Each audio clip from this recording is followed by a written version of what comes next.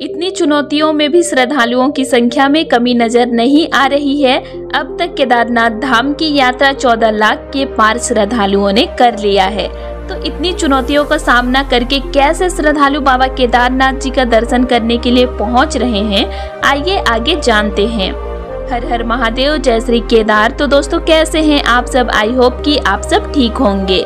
तो दोस्तों आज है 29 जुलाई और आज का केदारनाथ धाम का मौसम कैसे है आइए जानते हैं। तो उससे पहले आप सब मेरे चैनल को सब्सक्राइब जरूर कर लीजिएगा, जिससे आप लोगों को केदारनाथ धाम का लेटेस्ट अपडेट हर रोज मिलते रहेगा और आप रोज का लेटेस्ट जानकारी रखकर अपनी केदारनाथ धाम की यात्रा सुरक्षित से कर पाएंगे। तो दोस्तों आज 29 जुलाई का केदारनाथ धाम का मौसम सुबह से ही बादलों वाला है और बारिश भी सुबह से ही हो रही है। ऐसे ही मौसम अभी मानसून के टाइम में रोज रह रहा है। बहुत कम ही सूरज दिखाई पड़ रहा है केदारनाथ धाम में। ज्यादा टाइम बादल ही छाए हुए रहते हैं और बारिश दिन भर थोड़ा थोड़ा सा होते ही रहता है और शाम टाइम में बारिश ज्यादा होती है और रात के टाइम में।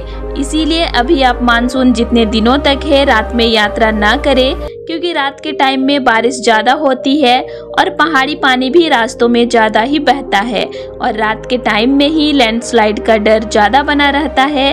इसीलिए आप ज्यादा कोशिश करना दिन में यात्रा करने का, जब तक मानसून है तब तक, वरना आप कोई भी प्रॉब्लम में फंस सकते हैं। रास्ते फिसलन वाले हो गए हैं तो आपको रात के टाइम में अगर अच्छे से दिखाई नहीं पड़ा तब आप गिर भी सकते हैं और रास्ते के साइड में ही खाई और एक साइड में है पहाड़। तो आप संभल कर यात्रा करें, ज्यादा कोशिश करें सुबह यात्रा करने का, जब तक मानसून है तब तक।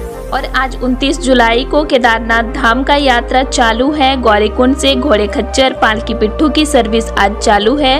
आज कहीं पर भी लैंडस्लाइड नहीं हुआ है, तो आज रास्ता पूरी तरह से ठीक है। लेकिन हेलीकॉप्टर की सर्विस अभी बंद है और इसकी सर्विस सितंबर महीने से शुरू होगी। बाकी अभी यात्रा चालू है।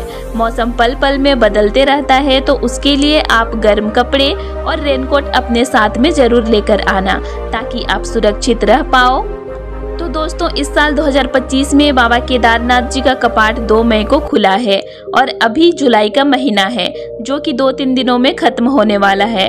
और इसी बीच में 14 लाख से ज्यादा श्रद्धालुओं ने बाबा केदारनाथ जी का दर्शन कर लिया है। अभी तो 3 महीना हुआ है और 3 महीना बाकी है। तो इस 3 महीने में अगस्त, सितंबर और अक्टूबर के महीने में इससे भी ज्यादा श्रद्धालु आ सकते हैं, क्योंकि मानसून खत्म हो जाएगा और बहुत से श्रद्धालु मानसून के कारण भी यात्रा पर नहीं आ रहे हैं। लेकिन इस 3 महीने में मई, जून और जुलाई के महीने में 14 लाख से ज्यादा श्रद्धालुओं ने बाबा केदारनाथ जी का दर्शन कर लिया है। तो ये कोई छोटा सा संख्या नहीं होता है 14 लाख। इतनी जनसंख्या तो हमारे भारत के कुछ राज्यों में भी नहीं है। तो 3 महीने में इतने ज्यादा श्रद्धालु पहुँचे केदारनाथ धाम में। और उत्तराखंड के 4 धाम गंगोत्री, यमुनोत्री, केदारनाथ और बद्रीनाथ धाम है। तो इन चारों धामों में सबसे ज्यादा श्रद्धालु केदारनाथ धाम में पहुँचे हैं, जबकि केदारनाथ धाम की चढ़ाई काफी कठिन और थका देने वाली है। लेकिन फिर भी श्रद्धालु सबसे ज्यादा संख्या में केदारनाथ धाम में ही पहुँचे हैं। और ये इस साल की बात नहीं है, यहाँ पर हर साल कई लाख श्रद्धालु पहुँचते हैं बाबा केदारनाथ जी का दर्शन करने के लिए। तो इतनी ज्यादा संख्या में श्रद्धालु हर साल केदारनाथ धाम में क्यों पहुँचते हैं? इतनी कठिन रास्तों का सामना करके, कई सारी चुनौतियों का सामना करके, क्या कारण है जो श्रद्धालु खींचे चले आते हैं केदारनाथ धाम की ओर? तो दोस्तों केदारनाथ धाम को स्वर्ग जाने का रास्ता भी कहा जाता है। ऐसे मान्यता है कि स्वयं भगवान शिव यहाँ पर विराजमान हैं। कहा जाता है कि महाभारत युद्ध के बाद पांडवों ने अपने पापों से मुक्ति पाने के लिए भगवान शिव की शरण में आए थे। यहीं पर भगवान शिव ने पांडवों को दर्शन दिया था। तब से यहाँ पर केदारनाथ मंदिर की स्थापना हुई। ये भगवान शिव के 12 ज्योतिर्लिंगों में से एक है। तो इसीलिए हर साल लाखों की संख्या में श्रद्धालु पहले पहुंचते हैं हरिद्वार या ऋषिकेश, फिर वहां से पहुंचते हैं सोनप्रयाग, फिर सोनप्रयाग से गौरीकुंड और फिर गौरीकुंड से पैदल ट्रेक करते हैं लगभग 18 से 22 किलोमीटर का रास्ता, जो कि खड़ी चढ़ाई वाली है। पहाड़ों के रास्तों से जाना होता है। मौसम में बदलाव कभी भी हो जाता है। ऊपर पहुंचते पहुंचते ऑक्सीजन की कमी होने लगती है। बारिश और बर्फबारी का सामना करना पड़ता है और ठंडा तो केदारनाथ धाम में साल भर रहता ही है। फिर भी श्रद्धालु हर साल लाखों की संख्या में पहुंच रहे हैं और इसका कारण है आस्था। लोगों का मानना है कि यहां आने से सभी पाप मिट जाते हैं और जीवन में सकारात्मक ऊर्जा मिलती है। श्रद्धालुओं को विश्वास है कि यहां आने से जीवन में एक नई ऊर्जा और शांति मिलती है। केदारनाथ धाम सिर्फ एक धार्मिक स्थल नहीं है, बल्कि प्रकृति के अद्भुत नजारों का घर भी है। बर्फ से ढकी चोटियां, मंदाकिनी नदी का संगीत और शांत वातावरण, यहाँ पहुँचते ही मन को अद्भुत शांति मिलती है। बहुत से लोग इसे अपने जिंदगी का सबसे आध्यात्मिक अनुभव मानते हैं। इसीलिए तो हर चुनौतियों का सामना करके भी श्रद्धालु हर साल बाबा केदारनाथ जी का दर्शन करने के लिए पहुंचते हैं। और केदारनाथ धाम जाने का सपना हर एक हिंदू का होता है, जो एक बार अपने लाइफ में जीते जी जाना चाहता है। और उत्तराखंड के चारों धाम में इस साल 2025 में अब तक टोटल 41 लाख के पार श्रद्धालुओं ने चारों धामों का दर्शन किया है। गंगोत्री, यमुनोत्री, केदारनाथ और बद्रीनाथ धाम का, जो कि देवभूमि उत्तराखंड में स्थित है। इस साल अब तक बद्रीनाथ धाम में 11 लाख के पार श्रद्धालुओं ने बाबा बद्री विशाल का दर्शन कर लिया है। और बद्रीनाथ धाम अलकनंदा नदी के किनारे पर स्थित है और अलकनंदा नदी का आप अभी नजारा देख सकते हैं, कितना विशाल रूप में बह रही है।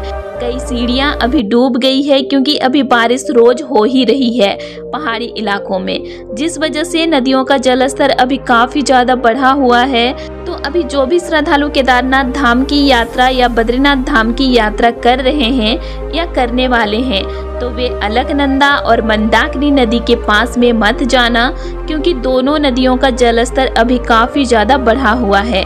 आप दूर से ही नदियों को देखिए। फोटो वीडियो भी अगर आपको लेना होगा तो दूर से ही लेना, क्योंकि अभी काफी ज्यादा खतरा है जब तक मानसून है। तो आप संभल कर अभी यात्रा करें। अभी पहाड़ियों में आपको कई सारे छोटे बड़े वाटरफॉल्स दिखाई पड़ेंगे। पहाड़ियाँ अगर फॉग से ढकी हुई नहीं रहेगी तो आपको पहाड़ काफ़ी हरे भरे और खूबसूरत से दिखाई पड़ेंगे, और ये मानसून के टाइम में ही ज़्यादा खूबसूरत दिखाई पड़ते हैं। तो अभी यात्रा पर आने वाले श्रद्धालुओं को रास्ते तो थोड़े खराब मिलेंगे, लेकिन नज़ारे काफ़ी खूबसूरत वाले मिलेंगे। और अभी मंदिर में भीड़ कम है, तो आप 10 से 15 मिनट के अंदर में या आधे घंटे के अंदर में ही बाबा केदारनाथ जी का दर्शन मिल जाएगा आपको। तो ये बेहद खुशी की बात है कि आपको घंटों घंटों तक लाइन में लगना नहीं पड़ेगा। बाकी यात्रा चालू है, आप आराम से यात्रा कीजिए, हर हर महादेव का नाम लीजिए और अपना ट्रैक शुरू कीजिए। तो दोस्तों आज के लिए इतना ही, और आप लोगों को मेरा आज का इन्फॉर्मेशन कैसे लगा ये मुझे कमेंट करके जरूर बताइएगा। और वीडियो अच्छी लगी तो वीडियो को लाइक कीजिएगा और साथ ही चैनल को सब्सक्राइब भी जरूर कर लीजिएगा। और अगर आप लोगों को केदारनाथ धाम से रिलेटेड और भी वीडियोस देखने हैं तो मेरे चैनल में अपलोड हैं, आप उनको भी देख सकते हैं। तो चलिए फिर मिलते हैं एक नई वीडियो के साथ। Thanks for watching.